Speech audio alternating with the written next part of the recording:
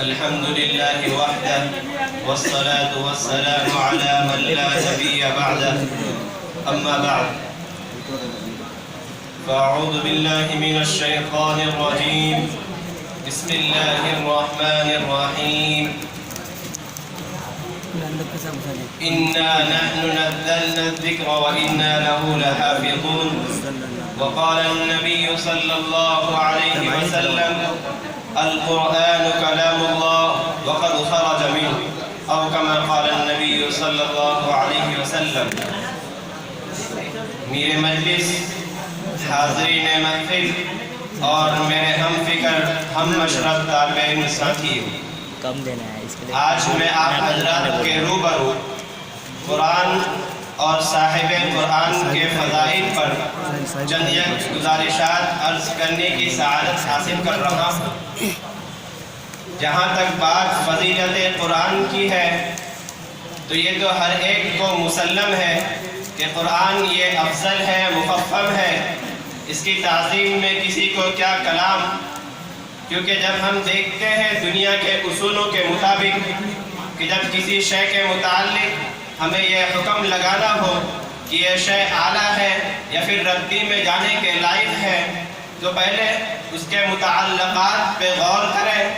اگر اس چیز کے متعلقات اعلیٰ و عرفہ ہو تو وہ شے بھی اعلیٰ و عرفہ ہوگی.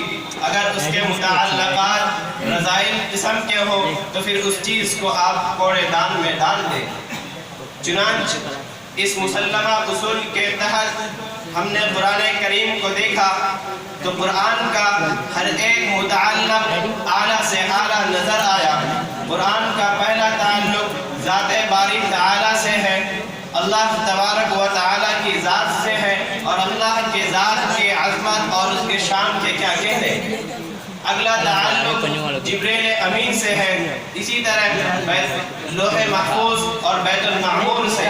اخیر میں جناب نبی کریم صلی اللہ علیہ وسلم سے اس کا تعلق باندھا گیا اور آپ علیہ السلام کی عظمت کے ہر ایک کو قبول ہے. تو قرآن کے سارے متعلقات اعلیٰ و عرفہ ہے، لہذا ہم یہ کہنے پر حق بجانب ہے کہ قرآن یہ خود معظم ہے، مکرم ہے، قابل تعریف ہے. آج میں آپ حضرات کے سامنے فضیلت قرآن کے ساتھ ساتھ صاحب قرآن کی فضیلت پر بھی روشنی ڈالوں گا. نمبر 1، قرآن کریم کو دیگر کتب سماویہ پر جو فضیلت اور فوقیت مرتبت حاصل ہے، من جملہ ان میں سے ایک یہ بھی ہے کہ دیگر کتب سماویہ کے نزول کا جب وقت آیا تو باری تعالیٰ نے وقت کے پیغمبر کو یہ حکم دیا کہ آپ فلاں جگہ تشریف لائیں اور ان سے ریاضت اور مجاہدے کرائے گئے، اعتکاف میں بٹھایا گیا. پھر باری تعالیٰ نے پوری کتاب لکھاوٹ کی شکل میں ان کے سامنے پیش کی ہے. لیکن جب قرآن کی باری آئی تو اللہ تبارک و تعالیٰ نے اپنے دستور سے ہٹ کر الگ اور اچھوتا انداز اختیار کیا، جس سے جہاں قرآن کریم کی فضیلت آشکارا ہوتی ہے وہیں پر صاحب قرآن کی فضیلت بھی معلوم ہوتی ہے کہ اللہ تبارک و تعالیٰ نے اپنے محبوب صلی اللہ علیہ وسلم کو یہ حکم نہ دیا کہ آپ فلاں جگہ تشریف لائیں اور اتنے دن تک مجاہدے کریں پھر ہم آپ کو کتاب دیں گے. اس طرح اپنے حبیب کو نہیں تڑپایا، در بدر نہیں بھٹکایا، بلکہ نبی صلی اللہ علیہ وسلم جہاں ہے وہیں پر فرشتے کو بھیج دیا. یہی تو وجہ ہے کہ ہم قرآن کریم کو دیکھتے ہیں. قرآن کریم کی بعض آیتیں وہ ہیں جنہیں مکی آیتوں سے ہم یاد کرتے ہیں، بعض مدنی آیات ہے، بعض لیلی ہے، بعض نہاری ہے، بعض صیفی ہے، بعض شتائی ہے. قرآن کریم کی آیات کی یہ جو مختلف قسمیں ہیں، اس کی جہاں دیگر وجوہات ہے وہیں پر ایک وجہ یہ بھی ہے کہ میرے نبی صلی اللہ علیہ وسلم کا مقام اور رتبہ اس قدر بلند ہے کہ اللہ تبارک و تعالیٰ نے آپ سے ویٹ نہیں کرایا، آپ سے انتظار نہیں کرایا، یہ نہیں دیکھا کہ میرا محبوب ہجرت کرے گا پھر میں قرآن نازل کروں گا. نہیں، ہجرت سے پہلے اس قرآن کو نازل کر دیا تو صورت مکی بنی ہے. ہجرت کے بعد اگر دیکھا جائے تو پھر مکہ واپس آنے کا انتظار نہیں کیا گیا، صورت مکی بنی ہے. دن میں صورت نازل کی گئی، رات کا انتظار نہیں کیا گیا، صورت نہاری بنی ہے. رات میں صورت نازل کی گئی، صورت لیلی بنی ہے. اسی طرح گرمیوں کا زمانہ آیا کیا بلکہ بر وقت اپنے حبیب پر قرآن کا نزول فرمایا ہے۔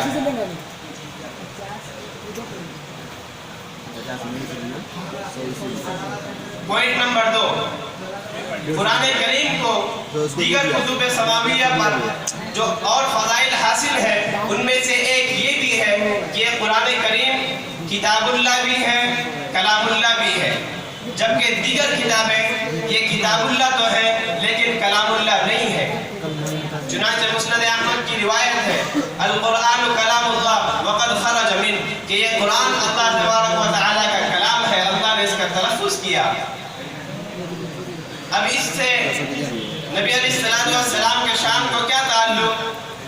تو میں آپ کے سامنے حجت الاسلام حضرت مولانا قاری محمد طیب نور اللہ مرقدہ کی زبانی اس نقطے کو پیش کرنے لگا ہوں۔ حضرت فرماتے ہیں کہ قرآن کریم پر ایک اعتراض ہوتا ہے، اعتراض یہ ہے کہ قرآن میں ایک جگہ ارشاد فرمایا لو انزلنا هذا القرآن على جبل لرأيته خاشعا متصدعا من خشية الله، کہ اگر ہم اس قرآن کو پہاڑ پر نازل کرتے تو رب ذوالجلال کے جلال کی وجہ سے یہ پہاڑ دو ٹکڑوں میں تقسیم ہو جاتا، قرآن کے بوجھ کو اپنے اوپر برداشت نہ کر پاتا۔ جبکہ ہم دوسری جانب دیکھتے ہیں کہ ہمارے مدرسے کا ایک ادنا سا طالب علم بھی اس قرآن کو اپنے سینے میں محفوظ کیے ہوئے ہیں۔ چاہیے تو یہ تھا کہ اس بچے کا سینہ جو پہاڑ کے مقابلے میں بہت ہی زیادہ نرم و نازک ہے، بہت ہی زیادہ کمزور ہے، اس کا سینہ بھی پھٹ جاتا، کم از کم اسے ہارٹ اٹیک تو آ جانا چاہیے تھا۔ لیکن کیا وجہ ہے کہ یہی قرآن پہاڑ پر نازل ہو، پہاڑ برداشت نہ کر سکے اور ایک 8 سالہ بچہ پورے 30 پارہ اپنے سینے میں لیے ہوئے محفوظ ہے، حافظ قرآن بنا ہوا ہے؟ وجہ کیا ہے؟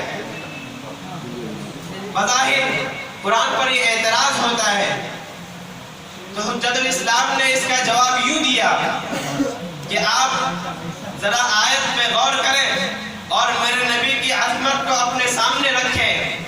اللہ تبارک و تعالیٰ نے یوں کہا کہ اگر ہم اس قرآن کو سیدھا پہاڑ پر نازل کرتے پہاڑ دو ٹکڑوں میں تقسیم ہو جاتا، لیکن ہم نے اس قرآن کو پہاڑ پر سیدھا نازل نہیں کیا ہے بلکہ کسی کو درمیان میں واسطہ بنایا ہے۔ اس واسطے کی وجہ سے یہ بات لازم نہیں آتی کہ اس چھوٹے سے بچے کا سینہ بھی دو ٹکڑوں میں تقسیم ہو جائے۔ حضرت نے مثال سے یوں بات سمجھائی کہ آپ نے سورج پر بھی نگاہ ڈالی ہے، چاند بھی آپ کے سامنے ہے، سورج کو عربی میں منیر کہتے ہیں یعنی روشنی دینے والا، اور چاند کو مستنیر کہتے ہیں روشنی کیچپ کرنے والا۔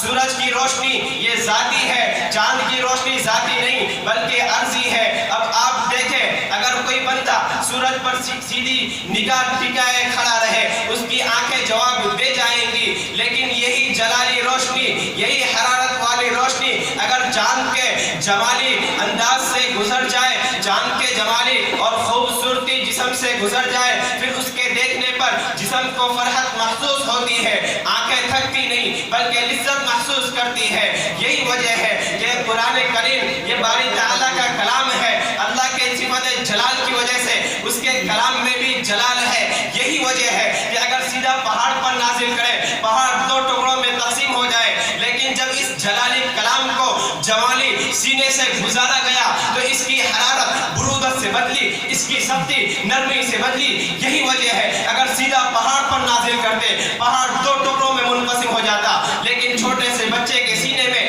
یہ قرآن محفوظ ہے میرے نبی صلی اللہ علیہ وسلم کے دین کی وجہ سے۔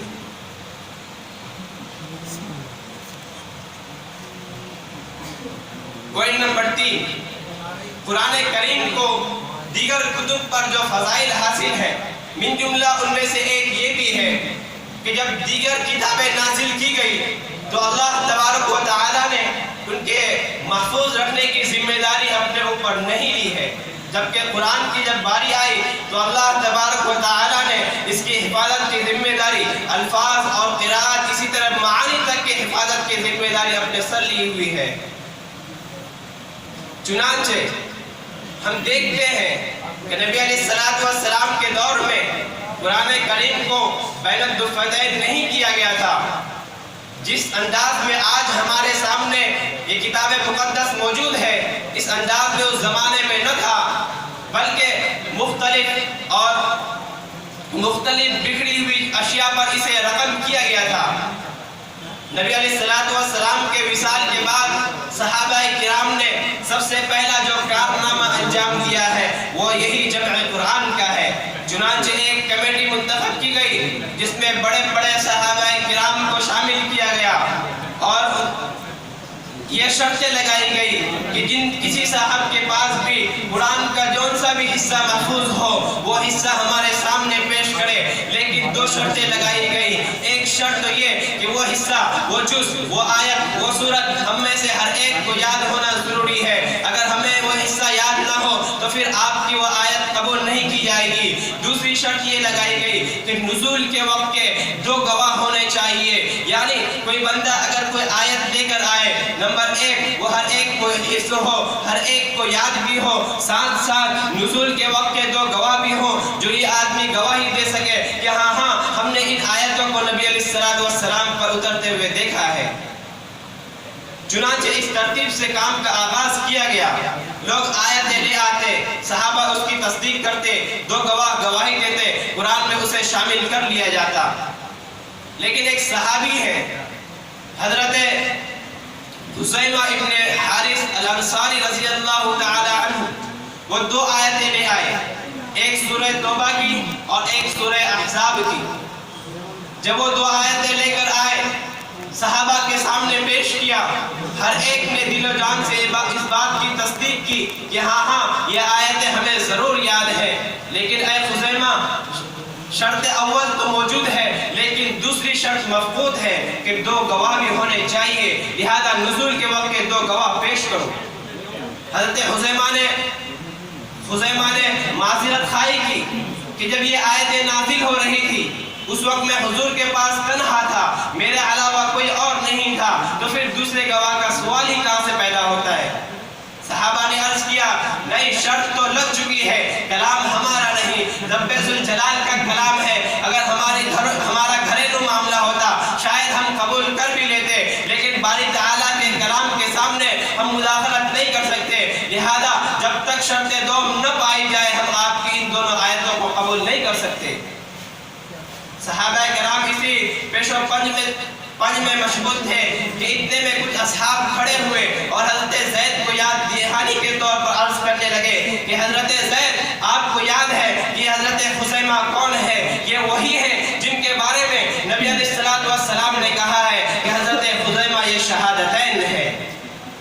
لہذا جب یہ دو شہادتوں کے قائم مقام ہے تو دوسری شرط بھی پائی گئی، اسی لیے ان دونوں آیتوں کو قرآن کریم کا حصہ اور ان کا جز بنا لیا جائے۔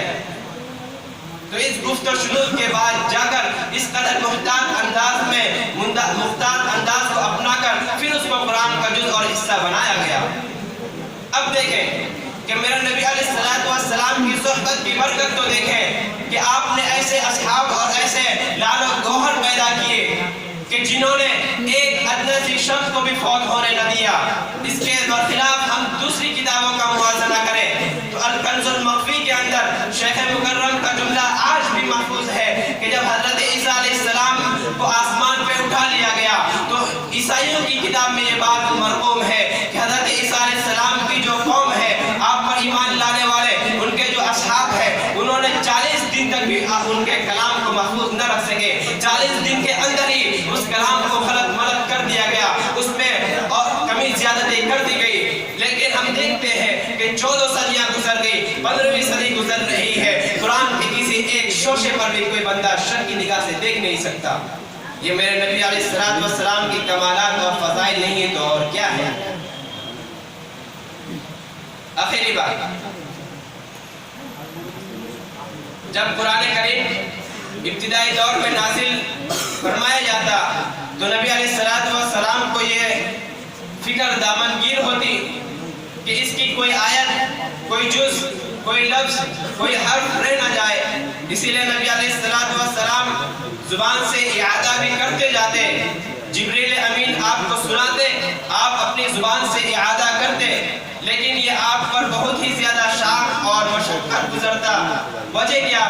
وجہ یہی ہے کہ ایک طرف تو نزول وحی کا بوجھ ہے، اور ایسا بوجھ امی عائشہ فرماتی ہے کہ جاڑے میں بھی آپ مسینے سے شرابور ہو جاتے، ایسا بوجھ کہ چوپایا بھی تحمل نہ کر سکتا اور وہ بیٹھنے پر مجبور ہو جاتا۔ ایک طرف تو وحی کا بوجھ ہے، دوسری طرف یہ فکر بھی ہے۔ تو اللہ تبارک و تعالیٰ نے یہ چاہا کہ میرے نبی کو یہ فکر نہ ہو، تو اللہ نے قرآن کی آیت نازل فرمائی، لا تحرک فیہ لسانک لتعجل بہ۔ اے محبوب، آپ کو زبان کو حرکت دینے کی ضرورت نہیں ہے۔ نبی نے عرض کیا، یا اللہ، اگر میں اعادہ نہ کروں، مجھے یہ خدشہ ہے، مجھے یہ ڈر ہے، مجھے یہ خوف ہے، شاید کوئی آیت رہ جائے۔ اللہ نے آگے فرمایا، ان علینا جمعہ و قرآن، حفاظت کی ذمہ داری ہمارے ذمہ ہے۔ اللہ، پھر میرا کیا کام ہے؟ آگے فرمایا، فَإِذَا قَرَأْنَاهُ فَاتَّبِعْ قُرْآنَهُ۔ محبوب، آپ کا کام ایک ہی ہے کہ جب ہم پڑھیں تو آپ کو اس کی اتباع کرنی ہے۔ اب یہاں پر غور کریں کہ اللہ تبارک و تعالیٰ نے ملک نازل کے پڑھنے کو اپنی جانب منسوب کیا، فَإِذَا قَرَأْنَاهُ فَاتَّبِعْ قُرْآنَهُ۔ اس سے اس جانب اشارہ مقصود ہے کہ جو ہم قرآن بھیج رہے ہیں صرف اس کے معانی اور الفاظ کو ہی نہیں بھیج رہے، بلکہ اس کا جو طرز اور انداز ہے اسے بھی بھیج رہے ہیں۔ جبریل امین آپ کو جس انداز سے، جس طریقے سے، جس قرآن سے آپ کے سامنے پیش کرے، آپ کو اسی کی حفاظت اور اسی کی پاسداری کرنی ہے۔ کوئی اگر یہ چاہے کہ میں اردو لینگویج میں پڑھوں، فارسی انداز میں پڑھوں اور اپنی مادری زبان میں پڑھوں، ایسا نہیں چلے گا، بلکہ جس انداز میں اس قرآن کو نازل کیا گیا اسی قرآن کے قرآن انداز کے مطابق آپ کو پڑھنا لازم ہے۔ تو قرآن کریم نے الفاظ قرآن اور انداز قرآت کو مستقلاً بیان کیا ہے، پھر جب معانی کی باری آئی تو معانی کو آگے چل کر بیان کیا، فَإِنَّ عَلَيْنَا بَيَانَ۔ تو اس سے یہ بات معلوم ہوئی کہ معانی اور مطالب قرآن کریم کو سمجھنا، اس کے مطابق اپنی زندگی کو ڈھالنا، یہ جہاں پر قرآن کریم کا ایک اہم اور بین پیغام ہے، وہیں پر انداز قرآن اور انداز ترتیب، اسی طرح پڑھنے کے جو طریقے ہیں، یہ اس کی جانب سیڑھی ہے جس کے بغیر اس کو حاصل کرنا ناممکن ہے۔ میں باری تعالیٰ سے دعا گو ہوں کہ اللہ تبارک و تعالیٰ ہمیں دونوں علم سے مالا مال فرمائے اور کہیں سنی باتوں پر عمل کرنے کی توفیق نصیب فرمائے۔ وآخر دعوانا ان الحمدللہ رب العالمین۔